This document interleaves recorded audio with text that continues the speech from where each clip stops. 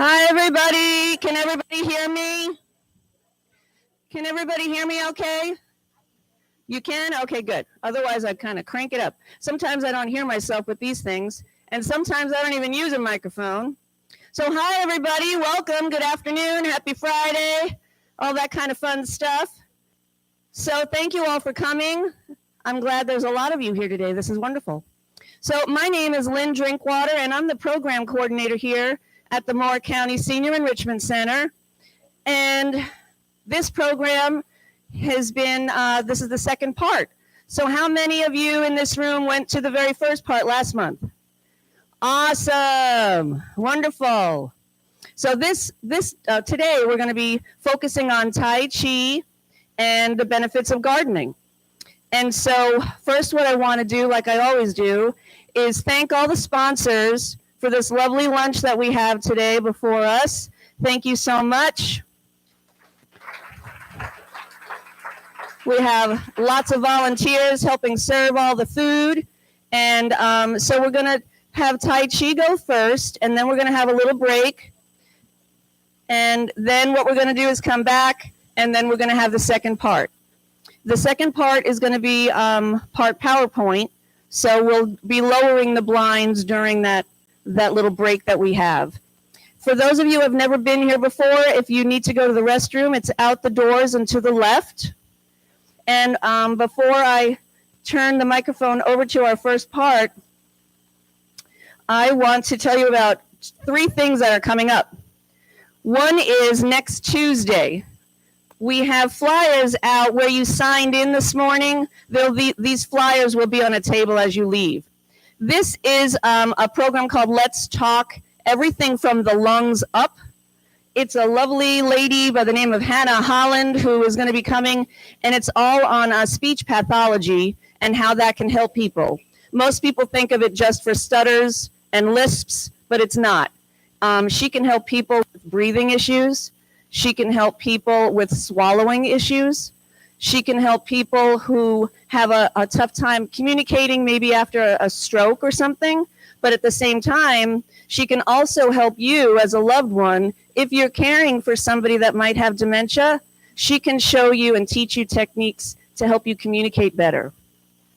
So we have a sign-up sheet that we'll have outside after the program if you'd like to attend. And the second one is, it's a new series called Get to Know More. Get it? Get to know more. So what we're going to do is have different entities come in throughout the year and explain what it is that they do. So the first one up is fabulous because it's all about Department of Social Services. And it's everything that they can help seniors with. Since we're a senior center, it's all about services that they can help with seniors. 7 speakers that are going to be talking. And that's what this flyer looks like. This is another lunch and learn. The Let's Talk is refreshments by Tarabella. That's next Tuesday from 3 to 4. And the Get to Know More is Thursday, April 4th, and that is from 12 to 2, with registration being at 11:30 again. And the third thing up, Fox Hollow was the one who brought the desserts today. And First Health every year does an advanced directive drive-through event. So you go to places like Fox Hollow or First Health Hospice, get your advanced directives paperwork, you fill it out, and then on the day of their event, you drive through, and there are witnesses there that help witness and sign, and it's notarized, and you leave with all of your information. And it's a very important thing that everybody should do. Anyway, you know me and a microphone, I could be here forever. So I am going to pass the torch over to the lovely Tai Chi people. And years ago, this crazy woman came to my office named Miss Kitty. How many people know Miss Kitty? She is a fabulous lady. She's unfortunately passed away, but she brought Tai Chi here. And she said, honey, I'm going to bring Tai Chi here, and this place is going to explode. And with that, we had 1 class, then we have a 2nd class, and then we have an advanced, and it's gone out into the community, and so on and so forth. And she would be so proud of these people keeping it strong in Moore County as well as at the senior center. And so I'd like to give a hand, please, a nice warm hand to the Tai Chi people. And I'm calling them people because I don't know every single person's name, but I do know the speakers today. So Gwen, are you first up? All right, Gwen McCarty, everybody. Thank you. Welcome. My name is Gwen, and I've been practicing Tai Chi under the tutelage of Miss Kitty. I started out 7 years ago. 5 years ago, when she retired, she asked me to take over the grasshopper class. So, in addition, I'm also certified to teach Tai Chi for arthritis and fall prevention. And now I will turn this over to Dan, who will introduce himself. And I'm going to step over this way. I'm Dan, as you know. I've been doing Tai Chi about 5.5, 6 years. I learned originally from Miss Kitty and then from some of the other ones here. And I'll introduce the next one, or I won't. I'll let her introduce herself. I'm Carmen, and I've been doing Tai Chi for about 5.5 years with Miss Kitty to begin with, and my wonderful teachers now.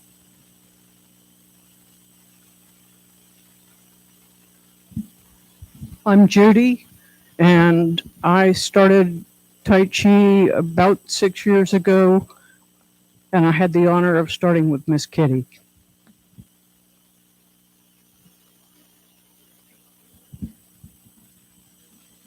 I'm Nancy, and I started a little over 5 years, and my first instructor was Gwen.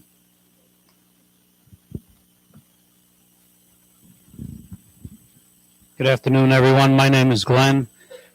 I've been practicing Tai Chi for 5 years, and my first instructor was Gwen.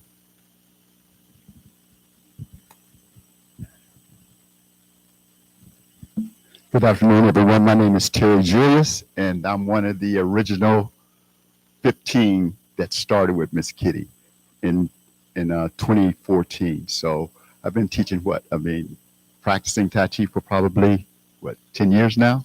So it has been a joy. We miss her, but I'm sure she'll be proud of what has taken place since she's passed on. So, Martin.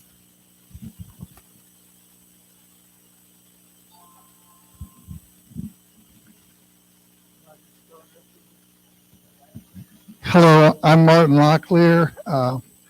Miss Kitty, her classes, she called them litters. So Terry, as you mentioned, was in the first litter, and I was in her third litter. I have continued practicing Tai Chi. I'll always stay here at this center because it's given me so much with the Tai Chi. I'm out in the community doing other things now, and I recently got named as a master instructor in Tai Chi. So it's just a wonderful thing. I'm going to have to, as part of my demonstration here, I'm going to have to put the mic down, and I'm going to have to scream at you. And so if anybody in the back is not hearing me, I usually project pretty well. Hold your hand up, and I will get louder.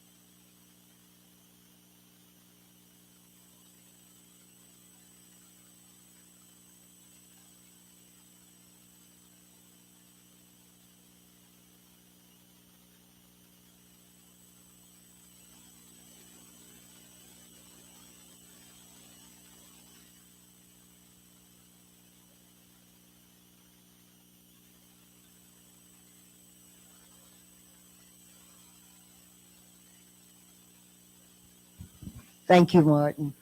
The next thing that we're going to do for you is we're going to do a short demonstration of the first 17 moves of the form that we teach in the grasshopper class. And by the way, I don't know, Martin, did you mention that you teach the white crane class?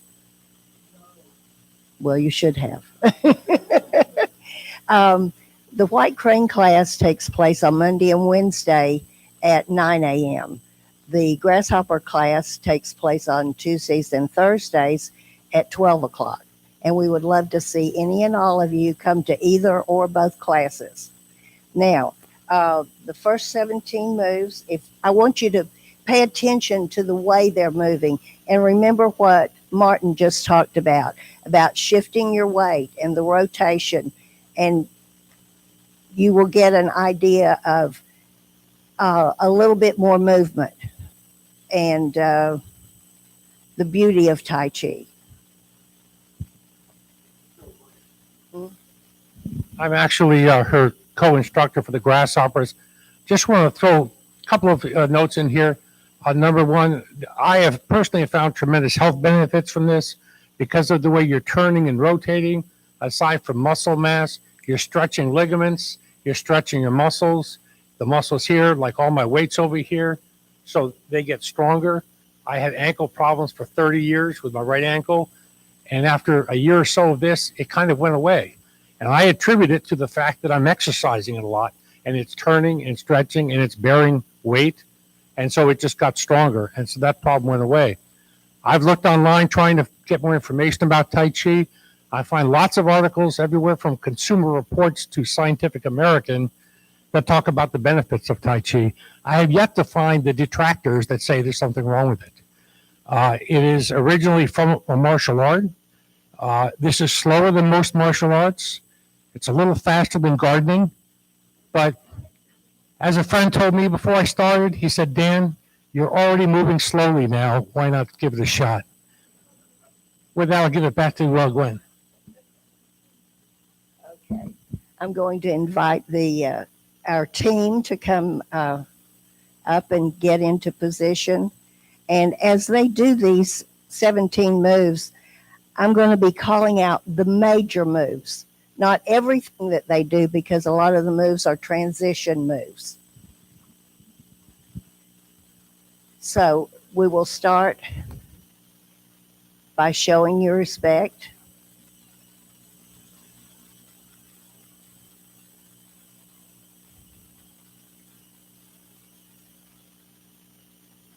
The preparation.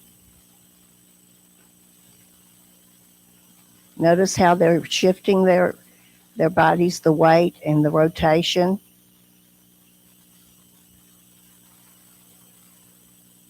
Opening of Tai Chi.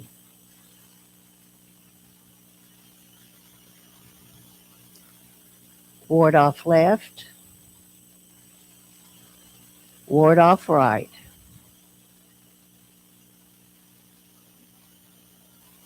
Palm to palm.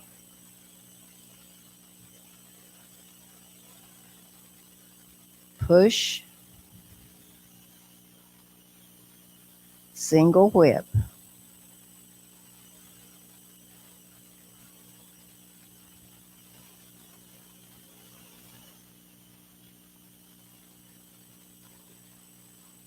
Raise hands. White stork spreads wings.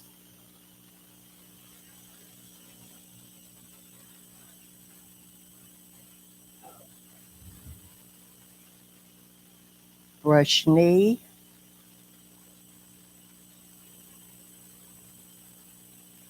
Strum the peepaw.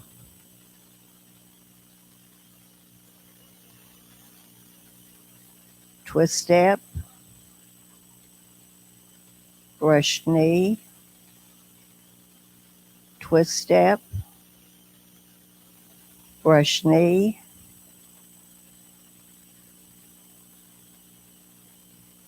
Strum the peepaw, which, by the way, is a musical instrument. It's also called the lute. Deflect, parry, and punch, appear to close, entrance.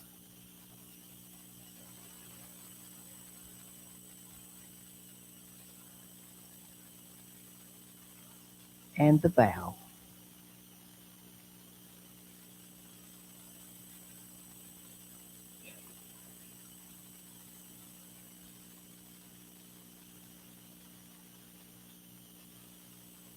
Thank you guys. You did great.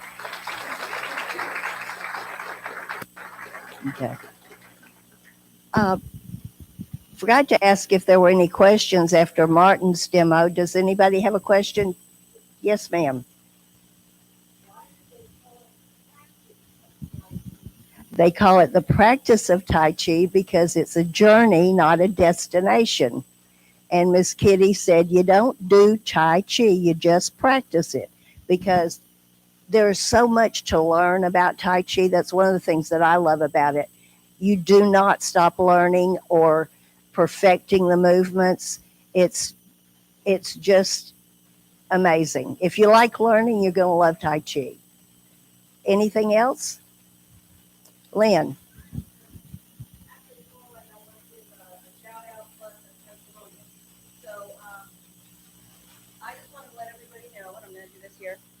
There are handouts on the table in the back, right across from where the food and beverages are, that are all about the benefits of Tai Chi if you haven't gone to that table and collected some.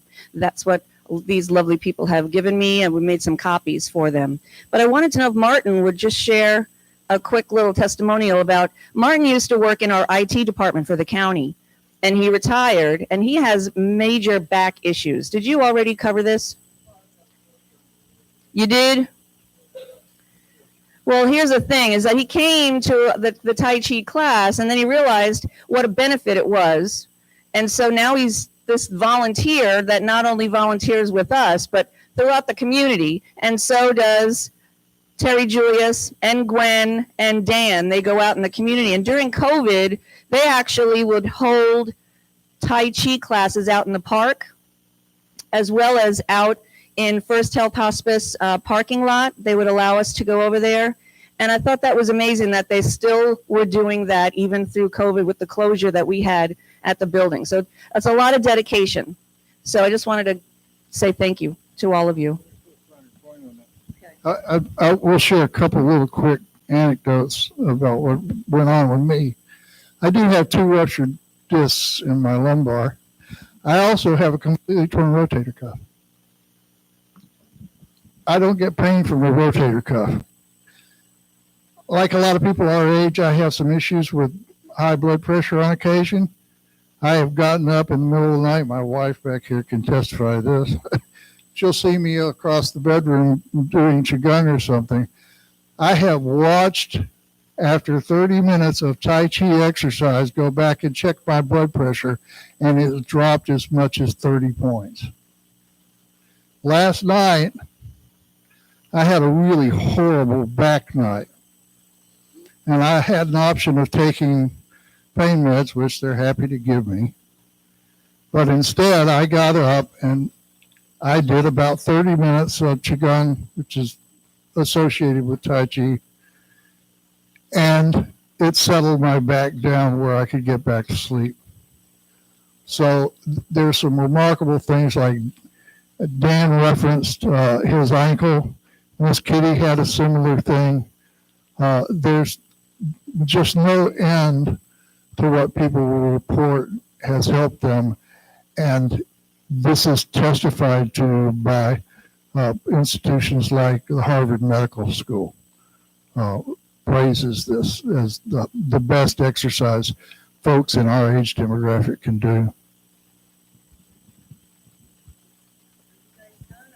Want to introduce Elaine? Not even close. we had oh, I thought we had 45 minutes, Lynn. Okay. Oh, that's right. Okay. I have one more. Yes, ma'am. You had a question? What is the difference between the 2 classes? Mark actually does a little more than just let me start again. Miss Kitty worked with Lee Holbrook to modify the Yang style 108 moves so that there was more benefit for our demographics. And what Martin does, he does that, which also, sorry, he does more than that in his class. He does Qigong and Shibashi as well.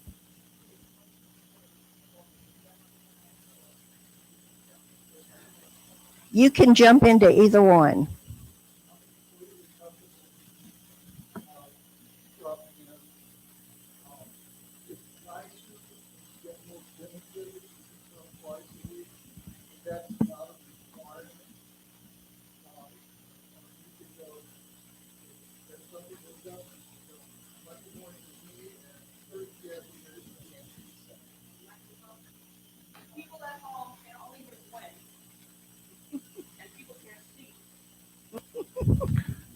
That might be to their advantage.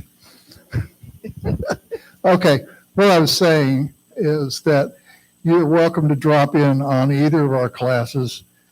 Some people do one class with me, one class with Gwen and Terry.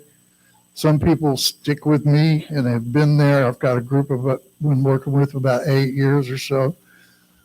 So you're welcome to do whichever one you want. I do include some shorter forms and some of the associated exercises of Qigong and things that are there. And instead of warm-ups, I do that kind of stuff. So that's the biggest difference, is that Gwen's class is more focused on carrying forward Miss Kitty's form. And she used to tell me, Miss Kitty would say, "Martin, it's your class now. You can do whatever you want." And so I took her at her word, and I've included some other things.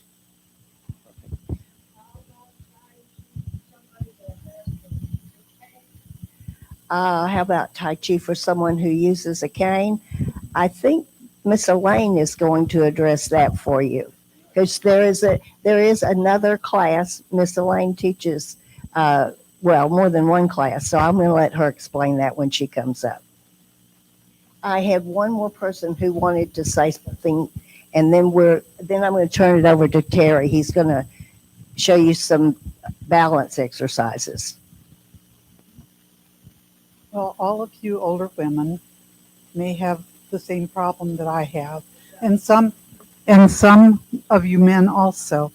When I started Miss Kitty's class, I was having a terrible problem with incontinence.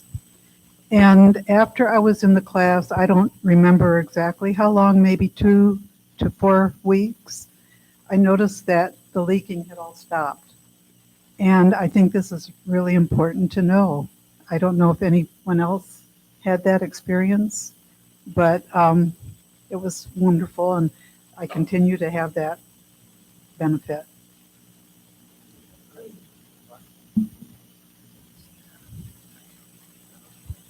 Okay. Once again, my name is Terry, and as you have heard, we don't want to be too redundant, but we just wanted to go over a few concerns that we've come to understand that plagues us as we become seniors. And one of the 8 principles of Tai Chi is balance. And so we would wonder, what is it that calls for us for our balance to worsen or get bad? And there's various reasons for that. And one of the reasons is a loss of muscle mass or tissue.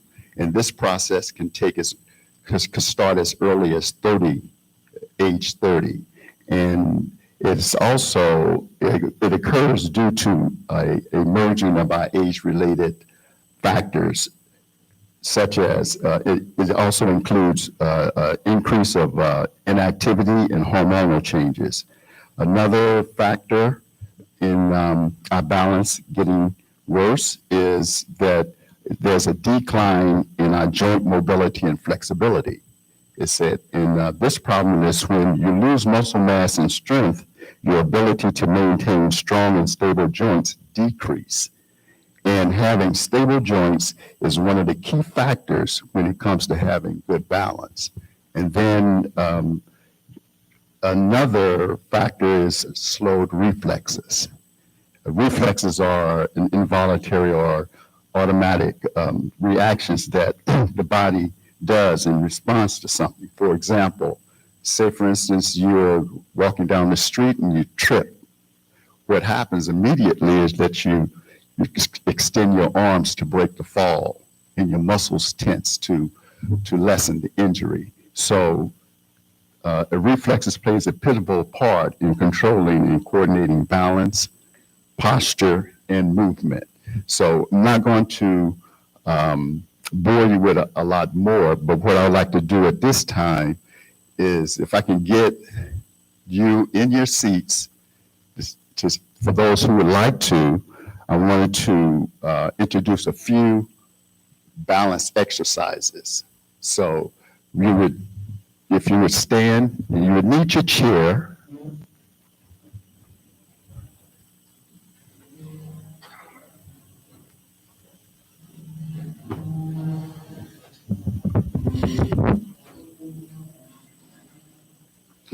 This is for those who can, and it's advised that you check with your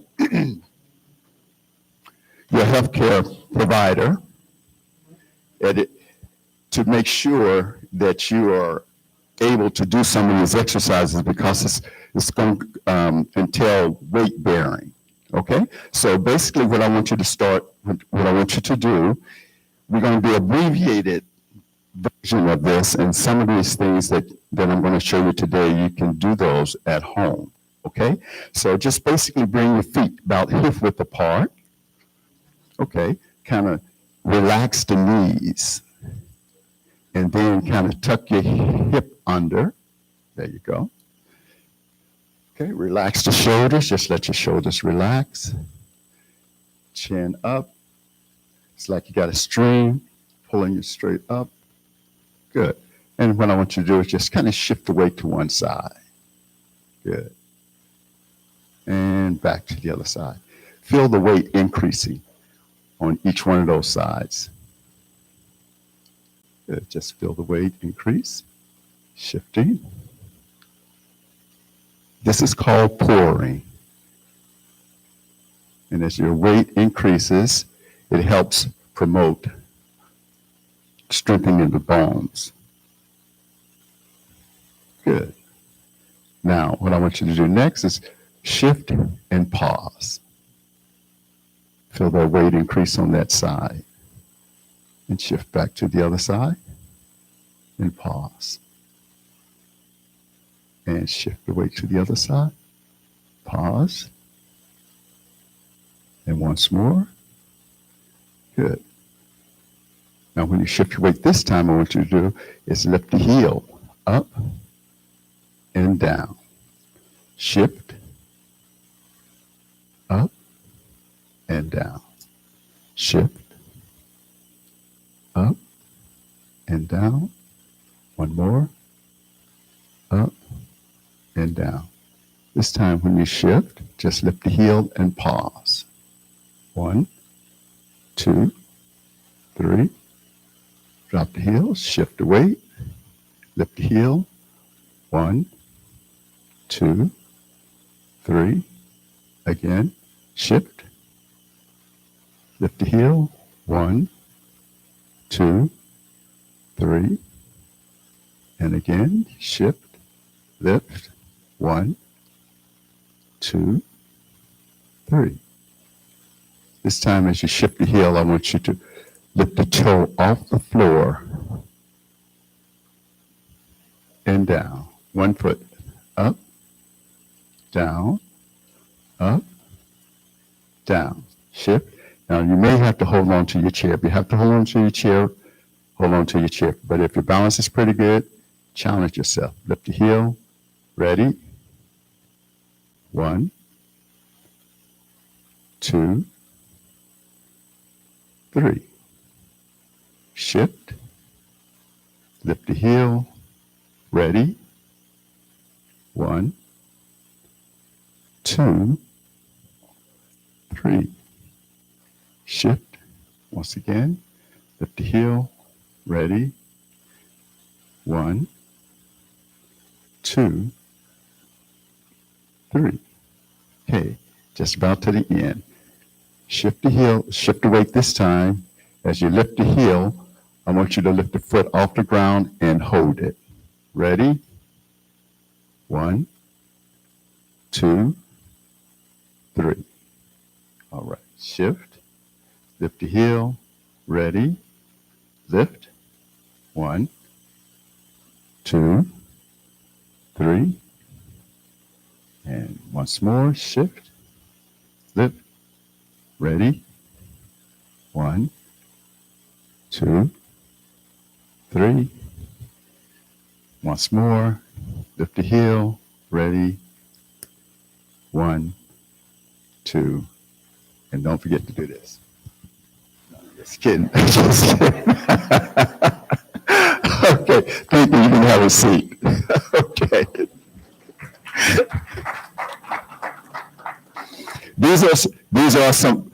This is one of the principles of Tai Chi, which is balance, and these are some things that you can practice at home. Okay. All right. At this time, we want to call forth Elaine. Is she available? Okay. Thank you for your attention.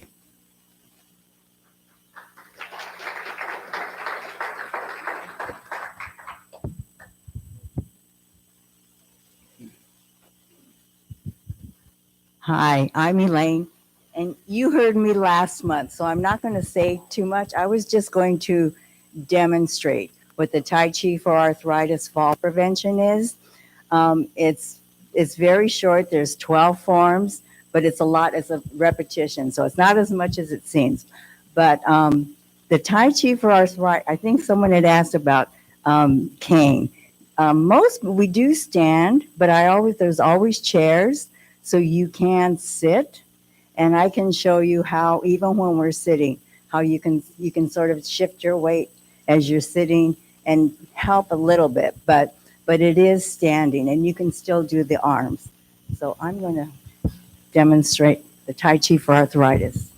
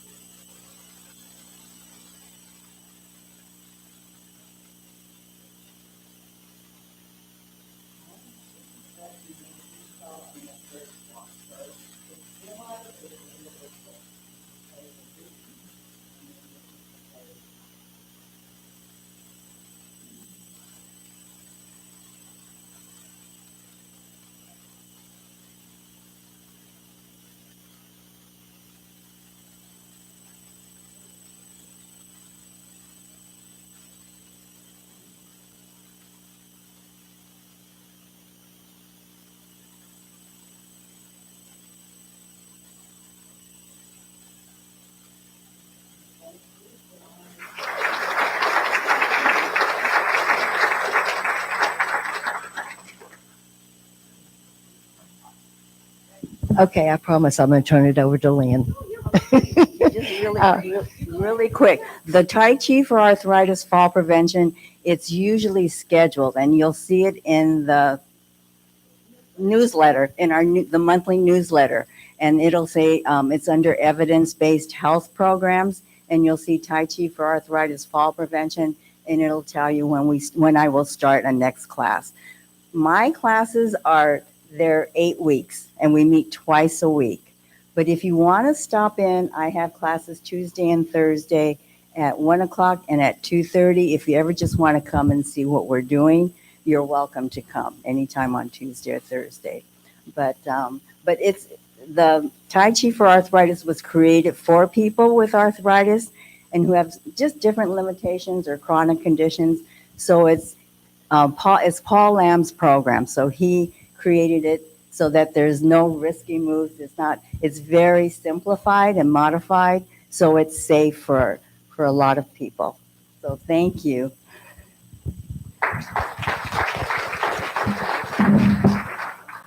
I'm sorry, just in closing, I wanted to say that, our classes, the Grasshopper and the White Crane, we do understand that most people have back issues, knee issues. They've had knee replacements and hip replacements and that kind of thing. So any of the moves that we do, if you have issues, then just let us know. The movements can be modified to accommodate for those things. And again, we're White Crane Monday and Wednesday at 9 o'clock, and the Grasshopper on Tuesdays and Thursdays at 12 o'clock. Thank you guys so much. Information is in our newsletter too, right? Yes. And all the Tai Chi, I think we try to keep it off of the calendar, the fitness calendar, only because people come to the front desk and say, "What's Tai Chi? How is it?" And the people at the front desk don't have time to come and sit in these lovely demonstrations and learn about it. So we keep all the Tai Chi information in our newsletter. So when people come in and they run and they just grab a calendar, I always tell them, please take a newsletter, because the newsletter not only has other information that is available to everybody here at the Senior Center, 50 and older in Moore County, but there's a lot of services that we put in there. The flyers have more information. So there's more information. So if you're going to come in, get a newsletter and the calendars. That would be a lovely thing. Other than that, I wanted to say thank you to all of our Tai Chi members here that spent their day-to-day coming out and giving all of you guys information and the benefits of it. And I thank you to Elaine, who came last month and this month, but we wanted to make sure that everybody knew whatever your level is, there is some kind of Tai Chi here at the Senior Center for you. And now with that, let's go ahead and take a break. Let's see, it's 10 to 1. Let's do a 10-minute break. You can go to the restrooms. You can go visit all the lovely sponsors, and then be back in your seats at 1 o'clock, and we'll start the next presentation. Thank you guys so much. Yes. Oh, Elaine. Thank you, Paula.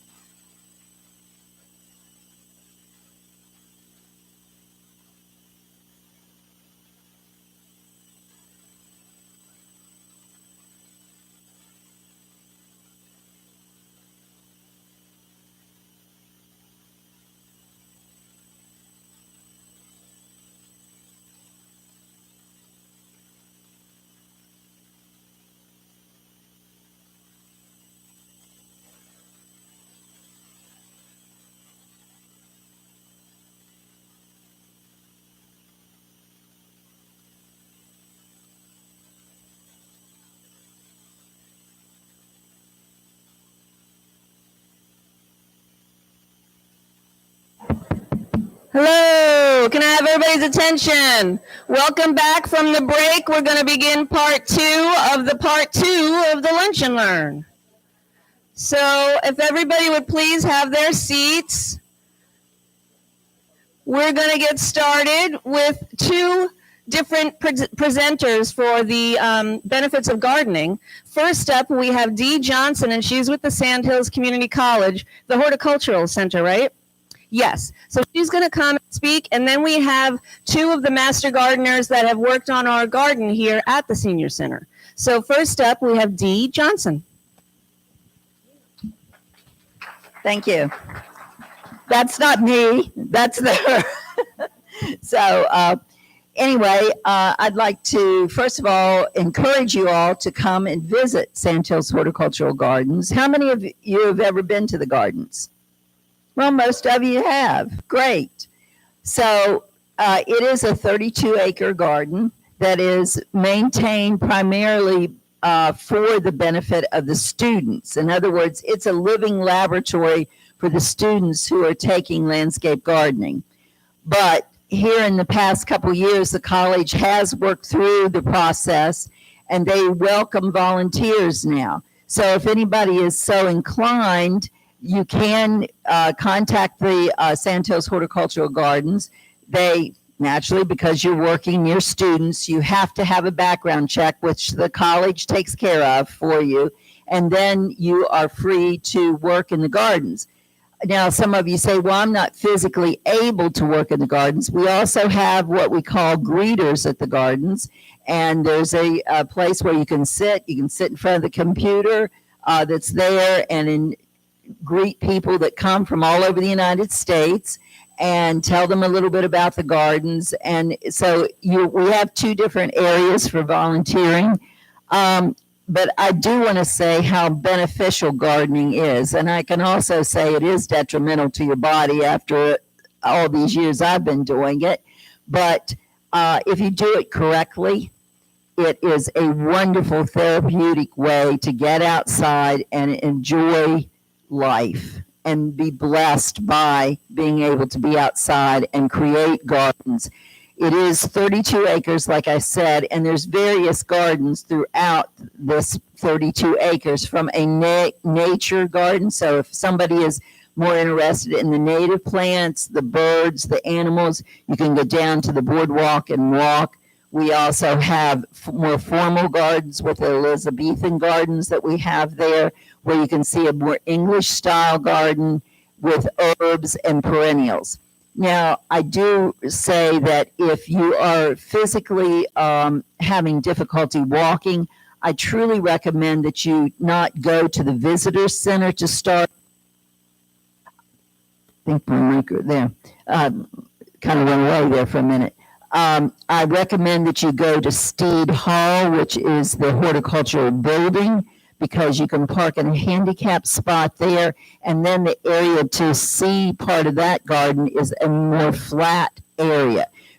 Do realize that you do need to be able to walk up and down hills in the if you go to the visitor center to start your tour there. At the visitor center right now, there is a sculpture. It's called What Goes Around Comes Around. It's a stick art that is a temporary structure, and it is an amazing creation.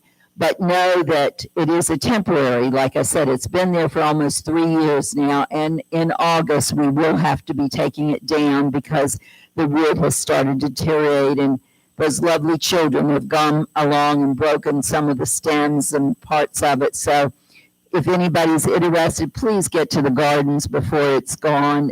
It's just an amazing feat that that was built basically in 2 weeks by a lot of volunteers and a wonderful artist here that was from North County. We also do organized tours. So if you have a group of 10 to 12 people, you can call the gardens and get a docent to actually take you through the gardens and talk more about specific areas in the gardens.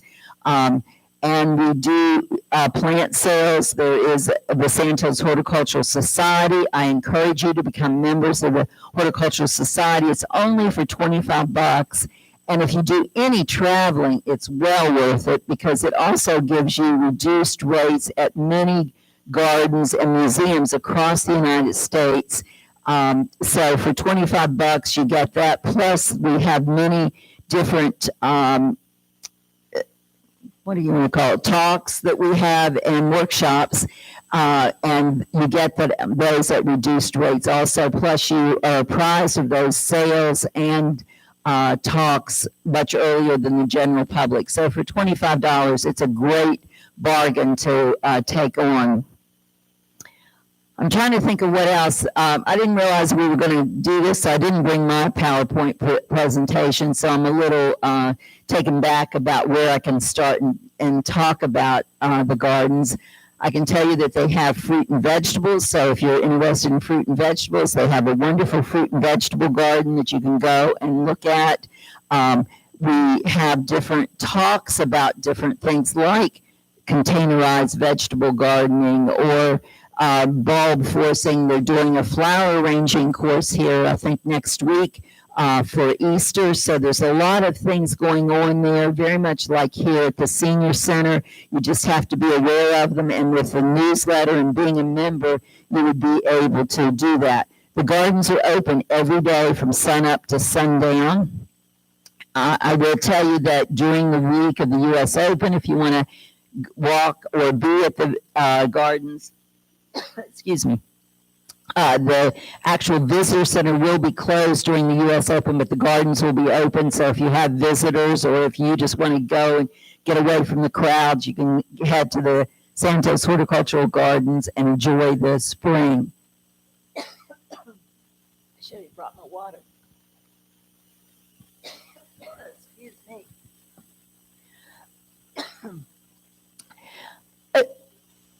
Yeah, that's my water there. Let me grab one.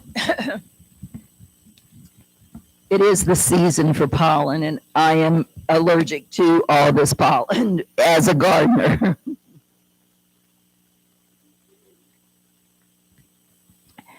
Okay, questions about the horticultural gardens and what we do there? Yes.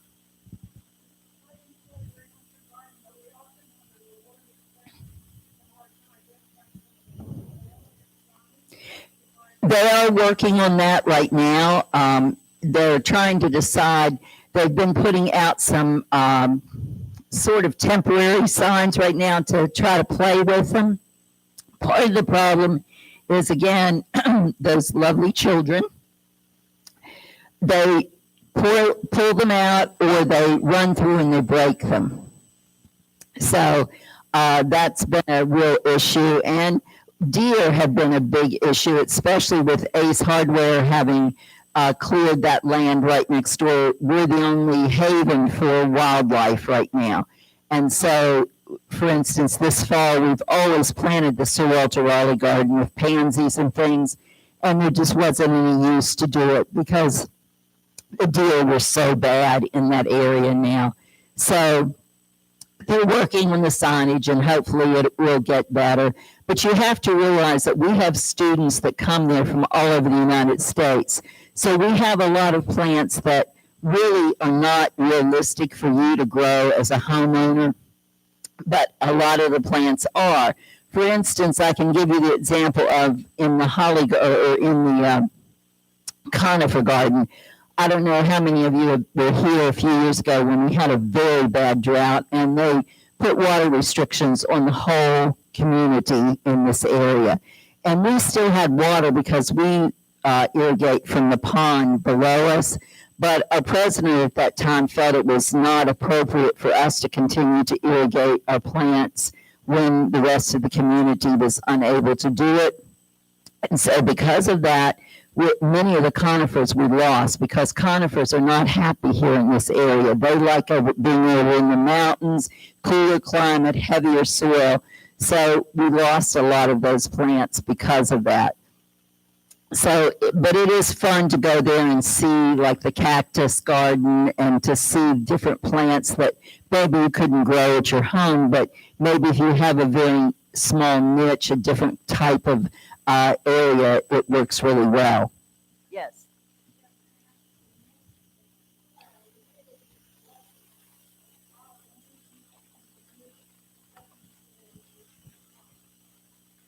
Yes, yes. And we do have a wheelchair at the visitor center that you can use, but again, it is up and down hill. So you need to have somebody with you that is able to push you up and down the hills.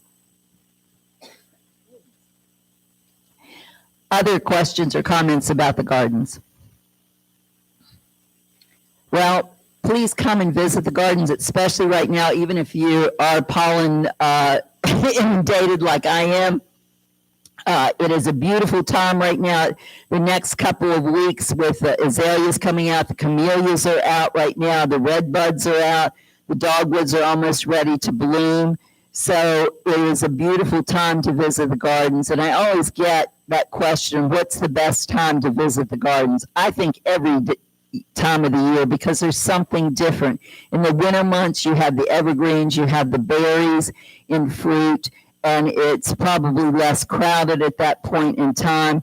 But there's always something happening in the gardens. And right now, with Easter on the way, they've got a really cute thing with, if you've got grandkids, or maybe you just want to do it, there's a little kind of treasure hunt, and you can look for the different rabbits in the gardens and look for the eggs. So it's kind of a fun treat to walk through the gardens and do that. So they do different types of treasure trails like that. Any other questions? Some of you picked up brochures from the back. So I hope you all come and enjoy the gardens whenever you get a free moment in time. Thank you so much for coming, Dee. I've been there many times, and it's just beautiful. I love all the different types of gardens that you have with the succulents, and then there's all these different varieties. It's fabulous.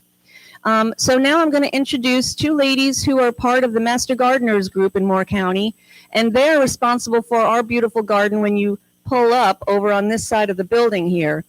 And Paula Park is the speaker, but Betty Dew is also going to be speaking as well. And you'll see, I guess it was a couple of years ago, you guys did a transformation. Yes, and it's just been amazing. So thank you very much for coming today, Dee, and thank you very much, Paula and Betty. Thank you.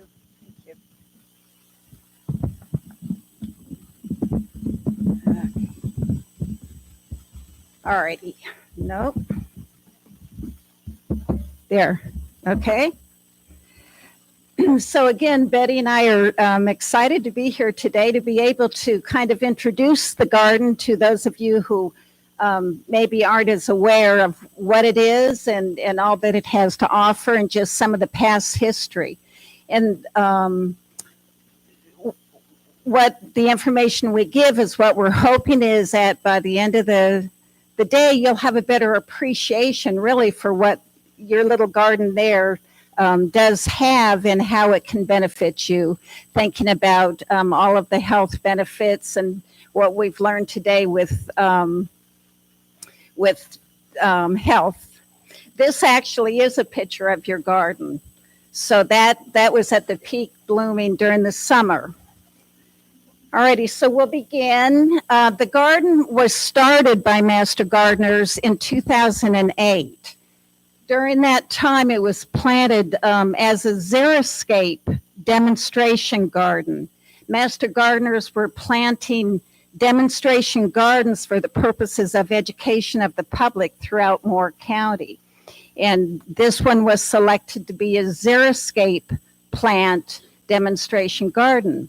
And you had asked about labeling, but that's something that we had, is each plant had a label, so that if you saw it and saw how beautiful and you wanted to get one for your garden, you'd be able to get the name right there and then go look for it. A xeric plant is a plant that has adapted through the years to actually develop coping mechanisms so that they do survive in low moisture environments. Xeric plants are drought tolerant. And I was interested to hear Dee just mention the drought. We don't so much have it anymore, but it used to be we had to monitor the seasons and we would have water restrictions, and if it was a drought season, we would know to be prepared on just trying to do some other things to keep the plants alive. So xeric gardening was important at that time. Through the years, we made some future enhancements. Whoops, go back one. Yep. Future enhancements, and along with the xeric plants, we started understanding the importance of introducing native plants. So a native plant are plants that have evolved, and they occur in specific, naturally specific regions or in a certain ecosystem or in a certain habitat. They're native to that area.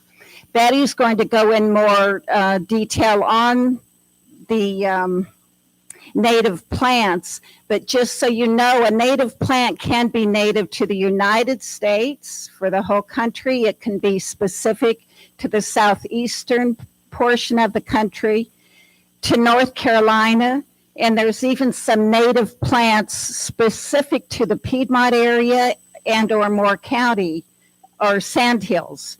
So native plants can be kind of a broad selection. But native plants were added, and the garden stayed as such until 2021. We were asked to kind of rebrand the garden and make enhancements to it and begin to develop a therapeutic garden. So it was a new concept for us. We started planning and researching. We worked through NC State. We attended some seminars. We heard people speak from other therapeutic gardens throughout the state, and just started pulling information on how we could apply a lot of those concepts here. In 2022, we started kind of pulling the old holly hedge. I don't know if you all recall, it was kind of prickly and large. So we started digging some things out. We created some borders. We started just changing how we were going to plant the garden. In 2023, last year, it was the first full year then that our little therapeutic garden had the first year, total year for full blooming and growth and development, and it has just thrived. It was beautiful, and we'll share a few photos at the end. So now specifically, and I'll be brief on all of this, but what is a therapeutic garden? Therapeutic gardens are plant dominated. So there's a lot of plants, and the gardens are designed to facilitate, to encourage interaction with the elements of nature. So it's pulling in what nature's giving us and pulling that in for our benefit and our health. Now there's different types of therapeutic gardens. There's a healing garden, an enabling garden, a rehabilitative garden, or a restorative garden. The type that one has is dependent on the size allotment. It's dependent on the clientele that will be using it or that we're trying to reach, and even the resources available. So we have developed at the Senior Center a restorative meditative garden, and it's worked and fit beautifully into the plan. A restorative or meditative garden can be public or it can be private, and it does not necessarily have to be associated with a healthcare facility. Therapeutic garden uses nature, the values that nature gives us, and the environment to help us with mental repose, helps with stress reduction, emotional recovery if we're just sorry, it's going through some sorrow and needs some uplift. And the therapeutic garden will enhance your mental and your physical energy after a visit and enjoyment. The design of a therapeutic garden focuses on psychological, on physical, and on the social needs of the visitors and the clients. Therapeutic gardens were initially started in 1993 by the American Horticulture Therapy Association. And then past that, the American Society of Landscaping Architects have contributed to the understanding of design elements for a therapeutic garden. It's not that new of that old of a concept, 1993, and then since then even more advancements. But more and more people and facilities are embracing what they have to offer. So the popularity and the numbers of therapeutic gardens are increasing. There's several practices, characteristics that are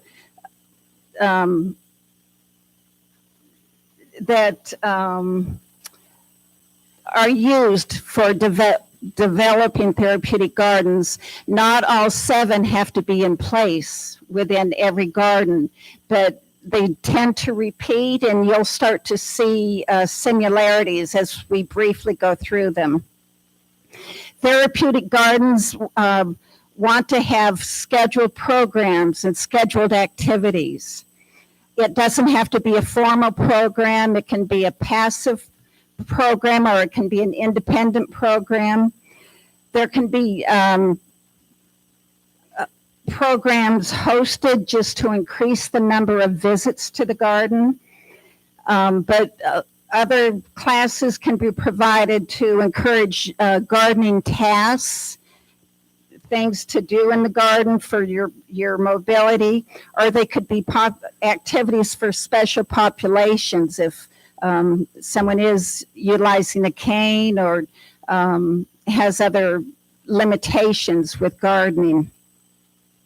So one of our first goals was to do this presentation today and to introduce the garden and to share that we would like you to visit and spend time and use what it has to offer and enjoy what it has to offer.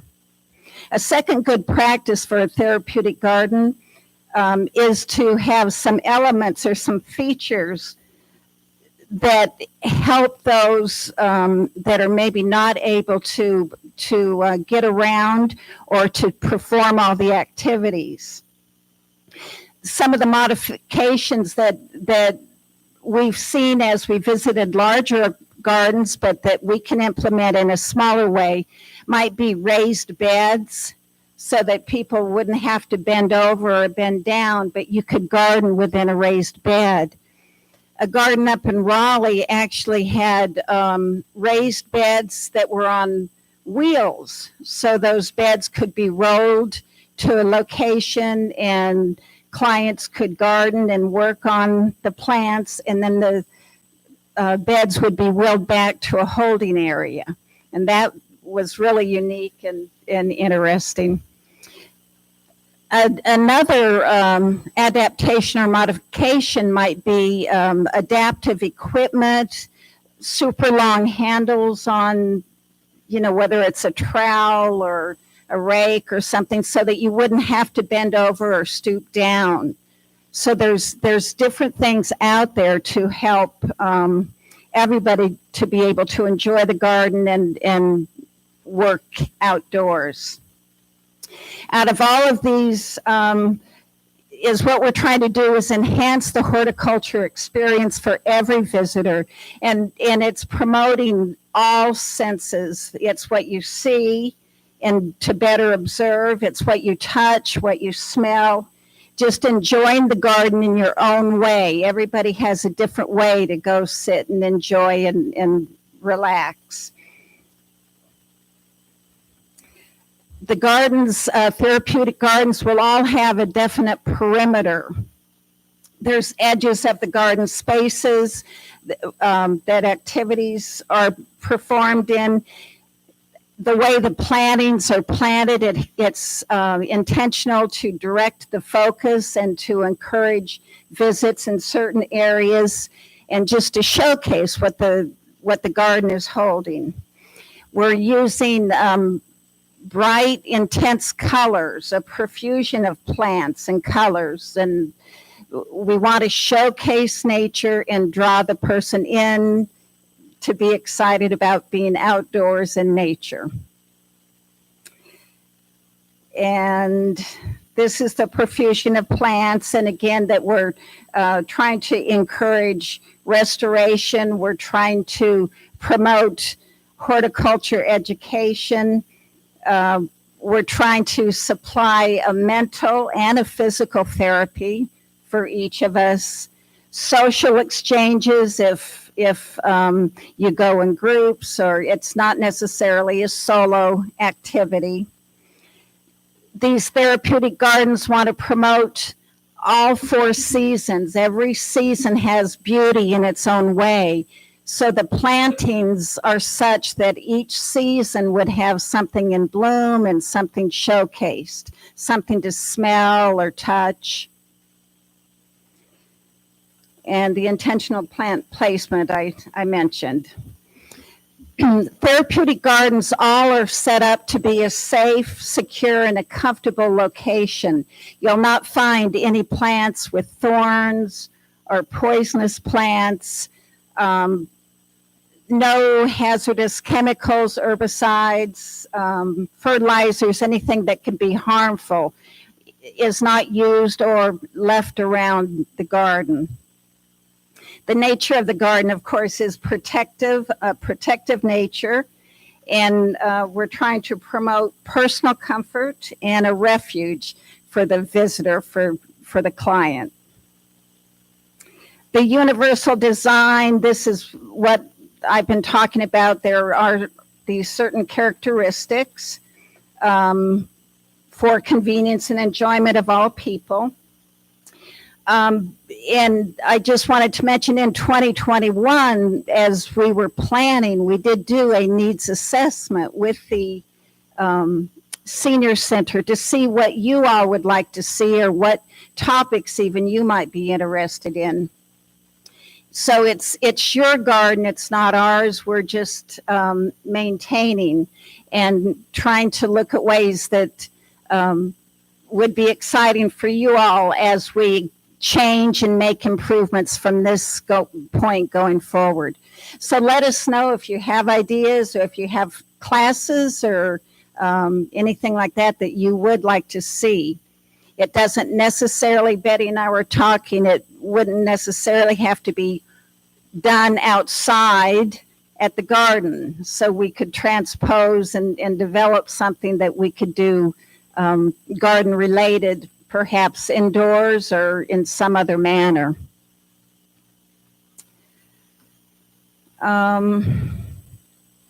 So again, just to say, the garden is set up, your therapeutic garden is set up as an area for visiting and coming away feeling restored, renewed, having some comfort and some peace about you. We do have, I kind of skipped through it, because of the size, we have just one bench, but there is a bench, a nice bench to sit and enjoy the view facing away from the highway. We have some other ideas for this coming year that Betty will share with you that we hope will make it exciting. So with that, I hope you have a little better idea about the therapeutic garden and maybe a different focus when you go out to it to visit it and what you're looking at. Betty will take over now, and she's going to talk about different benefits and things that are in our garden specifically, and specific characteristics of a meditative restorative garden. Then at the very end, she'll review some of the 2024 goals that we hope to do for the rest of the year. Thank you very much.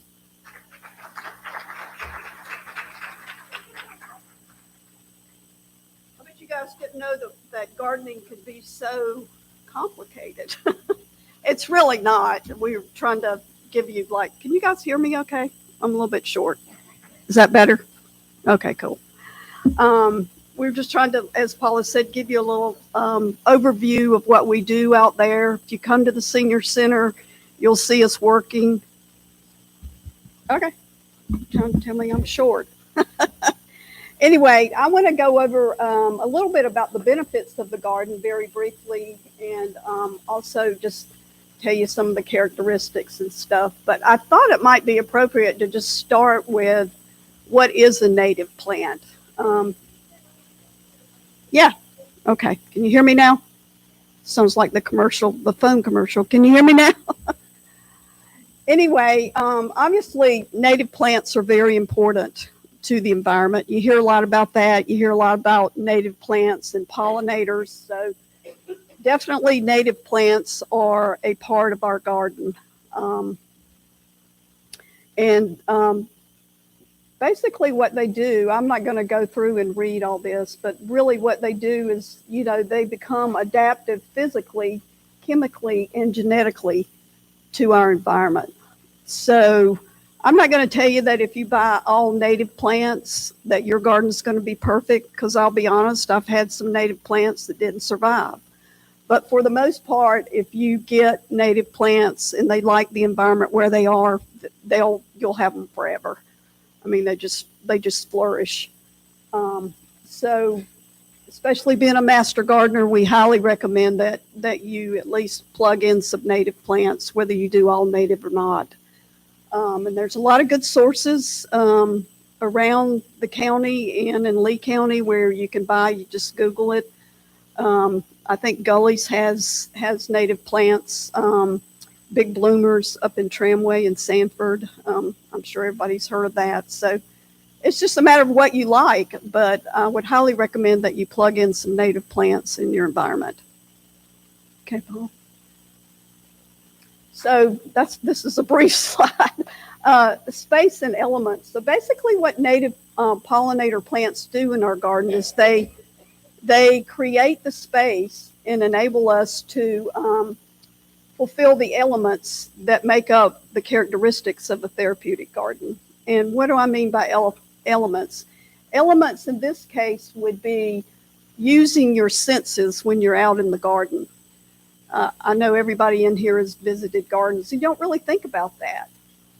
But with the therapeutic garden, we try to express that that's an important part of you. So if you're using your senses, you would be seeing the colors, the different colors that we put out in the garden. You would be experiencing movement, particularly with the grasses as they flow back and forth.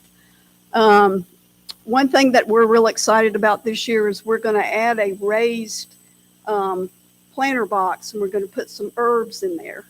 So if you come out to the garden, you'll be able to taste the herbs. Let's see, what else? Hearing the pollinators and hearing the birds. So you just need, when you go out to the garden, if you take a minute to go out there, you just need to be aware of your surroundings in your environment and use your senses to appeal in the garden. Let's see, what else? There are many good benefits to the gardens. Habitats for wildlife, or you could say habitats for insects. What the garden does, and you may not even think about it, is it provides food, water, shelter, and places to raise their young. And also the healthy green area is good for attracting pollinators as they go from one plant to the other to spread the pollination. It attracts bees, butterflies, and other pollinator insects. And what that does is continue the pollination and the growth process. It also does reduce pest control, and in turn, reducing pest control keeps you from having to use harsh chemicals, which we definitely don't use out there. Actually, I don't use them anywhere. I know there may be an extreme case when you would have to, but we try very hard just to use organic stuff like neem oil or something like that if you have a problem with a plant. And then the garden provides food and also shelter and nectar for insects and other wild animals. Hopefully we don't have too many in there. We have had a few rabbits that have eaten some of the plants, and I'm not sure if there's any deer around, but we haven't seen any evidence of that so far.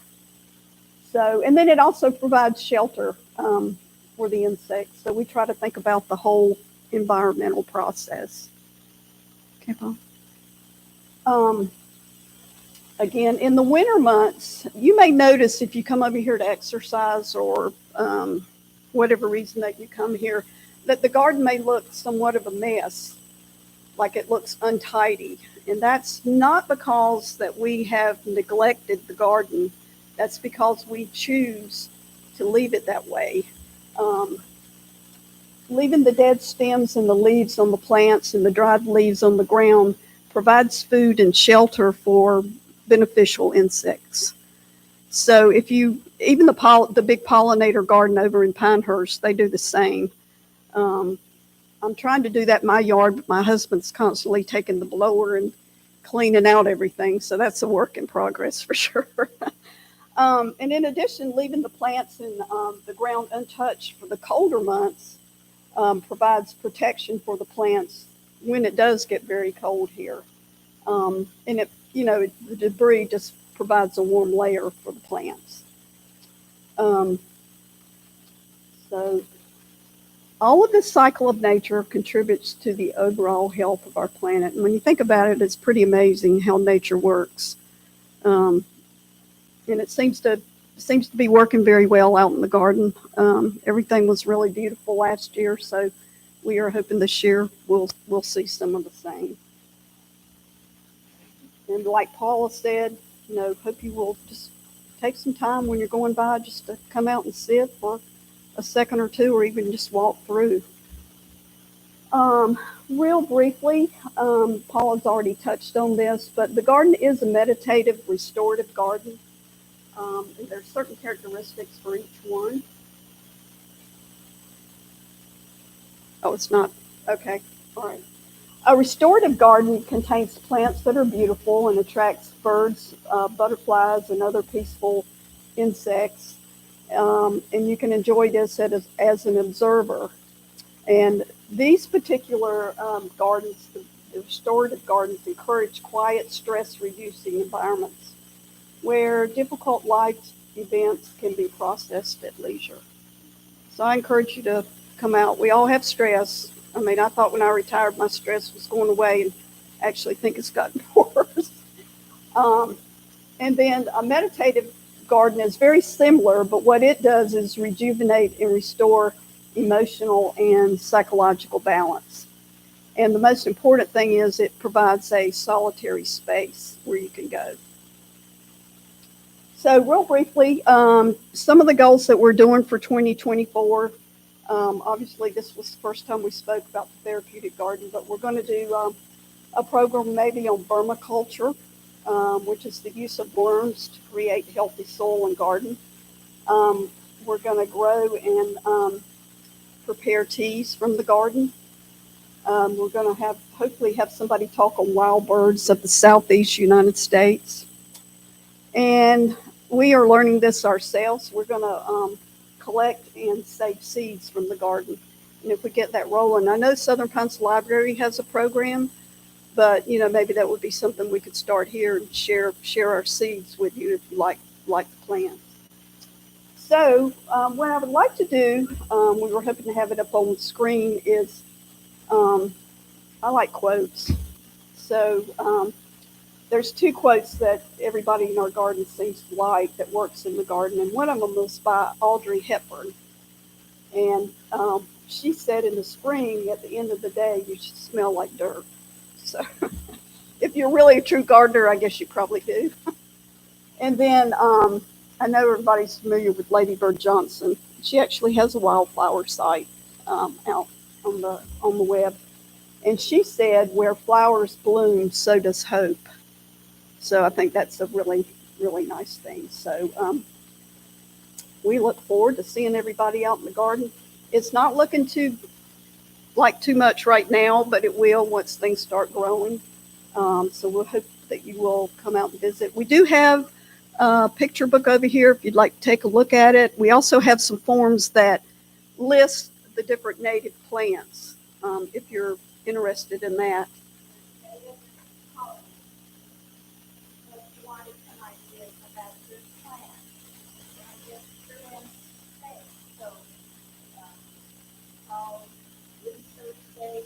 Yes. And then the other thing that we have is a card up there with the Master Gardener Helpline. I'm not sure if everybody's aware of that. It's a local number. The Master Gardener Helpline is located in Carthage at the Agriculture Building. But if you have an issue that you just can't figure out, or you need some help about something, all you got to do is call that number between 10 and 12 every day of the week. And there's a master gardener that will answer. And if they don't know the answer, we don't always know all the answers, but we'll tell you, we're going to research that and get back with you. So that's a really good free source to have. Just wanted to make sure everybody knew about that. And I'm so sorry that we can't get, oh, they are up there. Okay. So we just, we put a couple of pictures up there to, so you could see the gardens. And actually, I just wanted to give a shout out to the SEC Center for helping us actually get the signage. They helped us get 2 of the signs. Sometimes, you know, one of the fun things about, you don't have a lot of money. I mean, Master Gardeners is funded through the county, and the county this year, for the most part, is spending the money with the new courthouse, which is great. We need a new one. So you have to get very creative in terms of how you're going to get your stuff for the garden. You know, we swap plants with other gardeners. We don't really go out and beg for money, but we did recently. Actually, I just found out today that we got a small grant, which will help us with the plants and things that we want to do this year. So we're just real excited about that. Is there any questions or?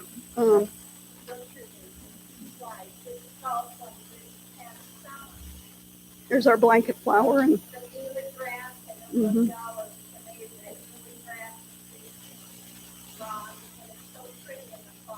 And that's been here for years.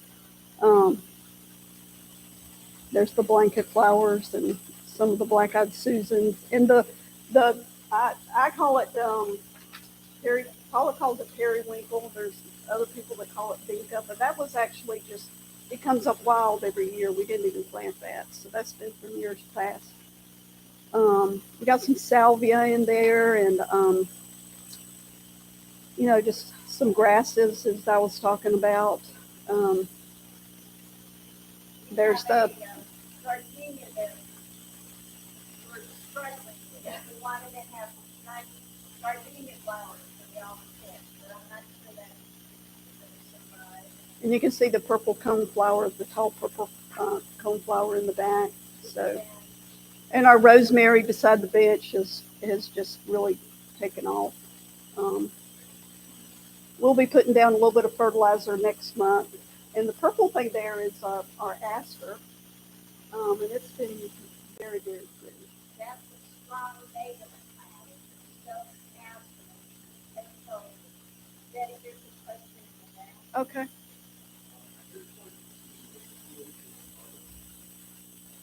Oh, absolutely not. No, a lot of the gardening places don't even get in their plants till like first part of April, mid-April, because we're actually. I'm sorry.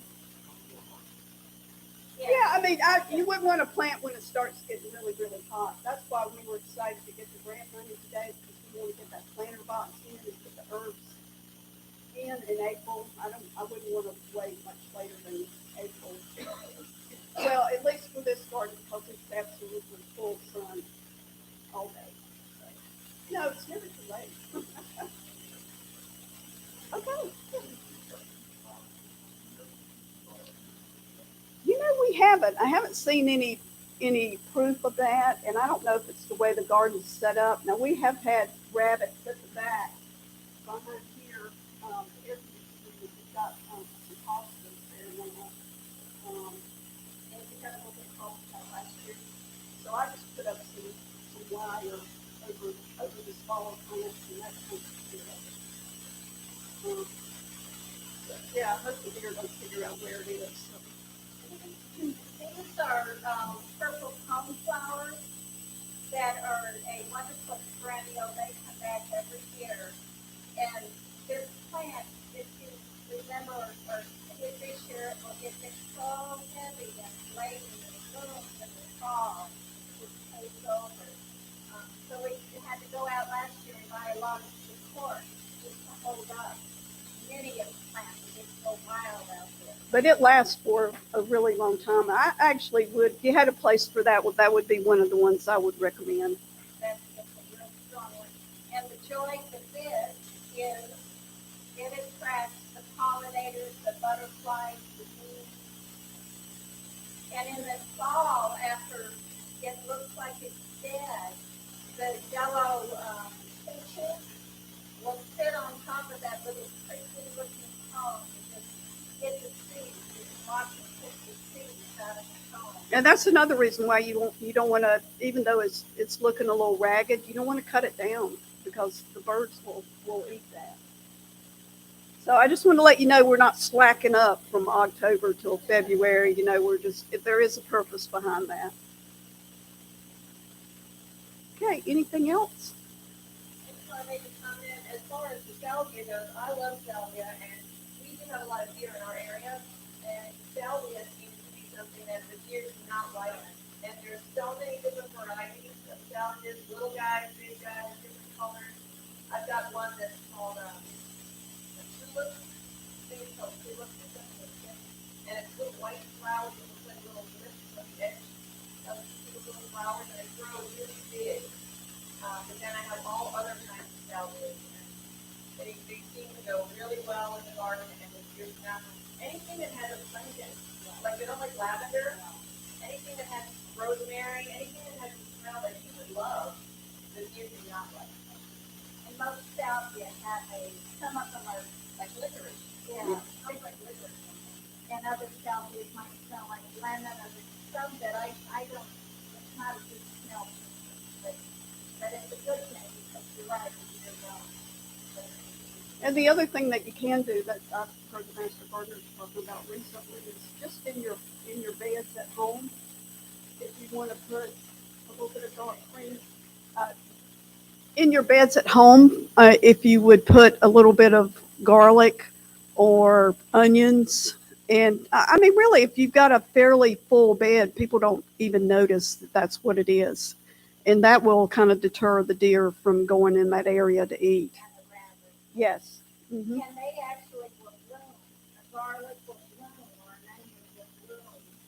So it adds to your beautiful garden. Or even chives. They don't like the smell of chives either. And chives, I've got chives in my garden, and they stay green just about all year. So. No, that's the purple. That's the purple. coneflower. Yeah. And you can take one of these handouts, because you'll recognize that on here, and they come in different colors. Most of our salvia in the garden is like a bluish purple. I think we've got two different kinds. So Black eyed peas are on here, that's another thing. Perennials are wonderful because they come back every year. So you take yourself in the long run, have the initial plant and shape for some time. If you grab a hand up. thank you so much. We appreciate the opportunity.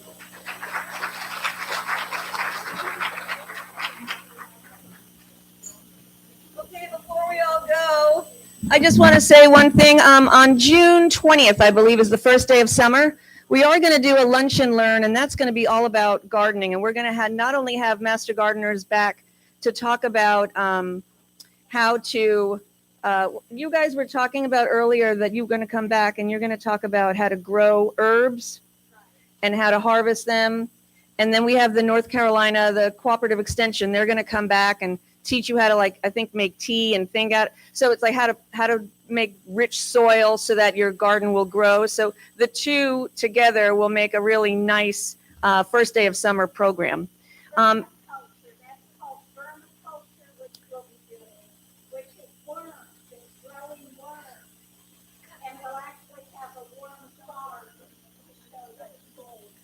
Also, we have St. Joseph of the Pines was lovely enough to provide a beautiful flower arrangement, and I just wanted to let you know the person who won that is Miss Arlene Utley. Miss Arlene won! Yay! All right. Well, thank you again for coming. Thank you again, sponsors, and I hope you guys all have a lovely day. Bye-bye.